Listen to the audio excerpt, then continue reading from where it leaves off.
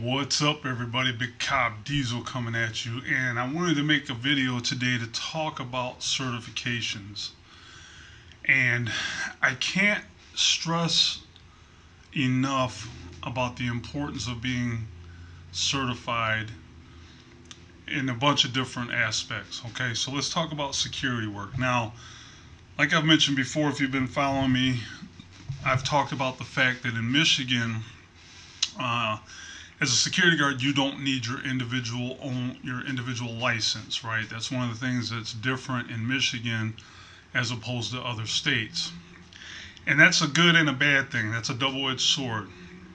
The good thing is it gives you, I feel like, more freedom to work the kind of jobs you want to work. You know, you got that kind of freedom.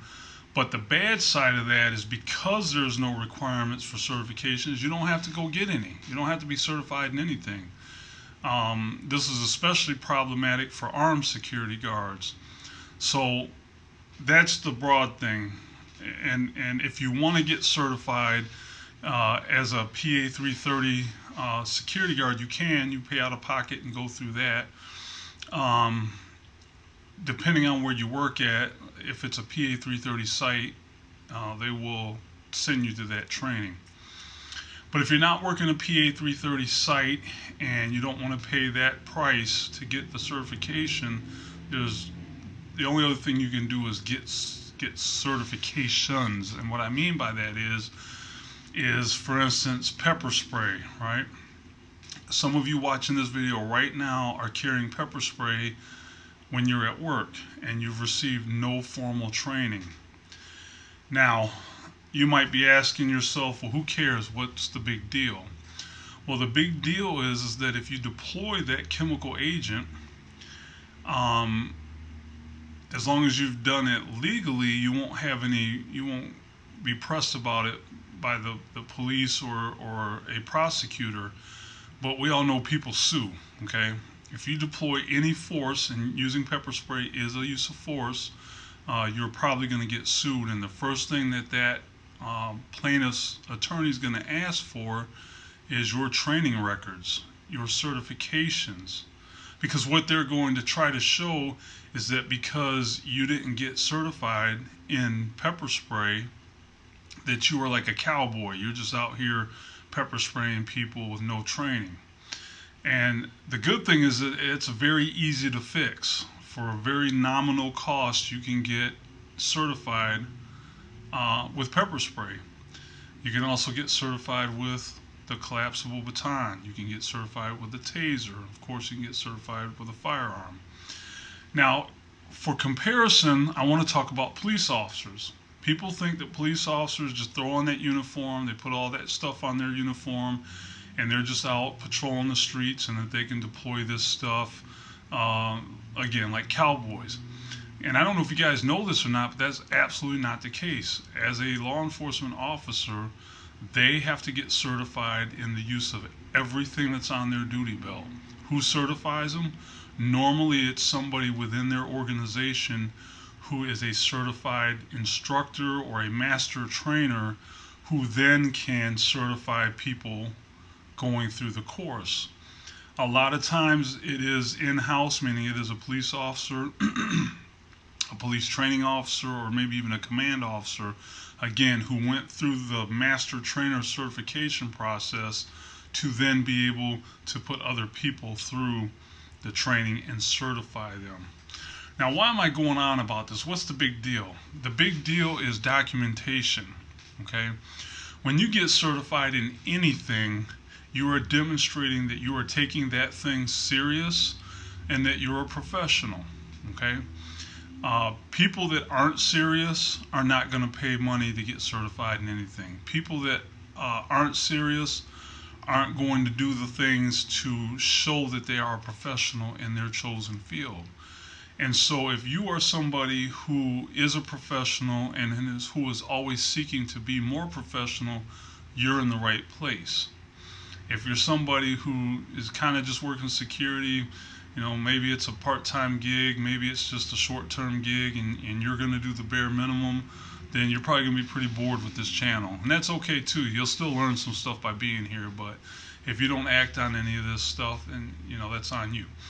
But it shows that you're a professional and that you take your job seriously, because when it comes to scrutiny, and whether that scrutiny is going to come from law enforcement, a prosecutor, a civilian attorney, or anybody else that you can think of, you need to be able to stand up to that scrutiny. Meaning, again, we'll use pepper spray as an example.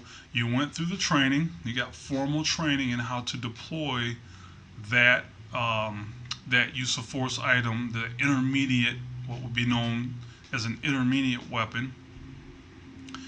You went through training, so it means you took it serious enough that you put yourself through the training. You learned everything there is to learn about pepper spray, because they're going to teach you what are the contents, what are the side effects of each component in the contents of the pepper spray. How does it affect people? How can you decontaminate? When you should use it and when you shouldn't use it. Now, of course, there's going to be overlap there with policies, procedures, and laws, right? But as you see now, if you're listening to this and you haven't gone through training, I guarantee you the things I just mentioned, you never even thought of. And that's okay. That's the purpose in getting the training. So that when somebody questions you, why did you pepper spray that person? You can say, I pepper sprayed them because they were being actively aggressive, right? And actively aggressive means that they're punching, kicking, throwing things, and you have to protect yourself, right? So you deployed that pepper spray to protect yourself or another person from harm, okay? And because obviously if you spray somebody, their eyes are going to burn, the mucous membranes are going to burn, they may even feel like they can't breathe, they'll hyperventilate because now they're nervous, they're scared, and they're going to say, well, that was cruel and unusual punishment, so I'm suing you. So you have to be able to articulate why you did it. That's where your use of force policies and the laws come into place. And then you can explain, well, pepper spray is a food item. The main component, the active component in pepper spray is oleoresin capsicum, which is what makes peppers hot when you eat them. It's the same thing. So if somebody wants to try to sue you, you can say, well, I was justified because of where they were at on the use of force continuum. And at the end of the day, I sprayed you with a food item. So go pound sand, right? But if you don't know these things, if you don't go through the certification process and learn about this stuff, you don't have an answer for it, right? And as long as you have an answer, as long as you can, with this security stuff, guys, and even with law enforcement, as long as you can articulate why you did what you did, and you acted reasonably, meaning any other reasonable person in your shoes at that time would have probably done the same thing, you're going to be okay. You're going to be okay, right? That goes for firearms, that goes for batons, that goes for CPR, first aid, using an AED on somebody, using a tourniquet on somebody. As long as you can articulate why you did what you did, you're going to be okay. So that's why I keep telling you guys, stack those certs. It shows that you're a professional. It shows that you take the job seriously. It shows that you're not going to do the stuff with no good reason. Now, are there bad apples out there? Of course there's bad apples out there. There's people who have done everything that I just said and they're still stupid and do stupid things and get in trouble. But this video is not for them. This video is for you guys who are not stupid and who don't do stupid things. So stack those certs, guys. Get certified.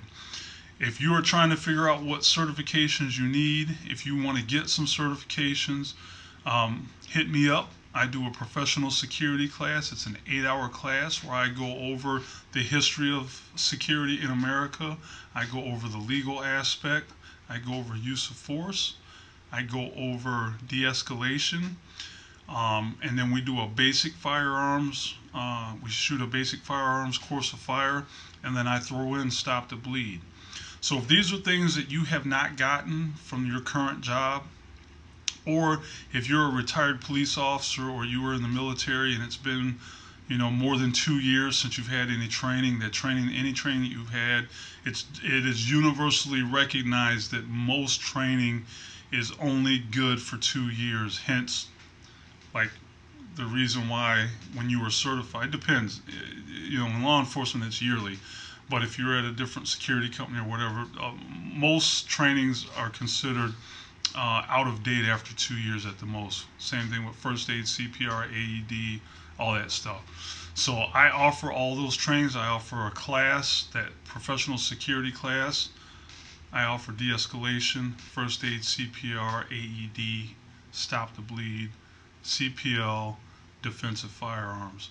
So hit me up if you need any training, or if you know of anybody that needs any training, send them my way so we can get them squared away.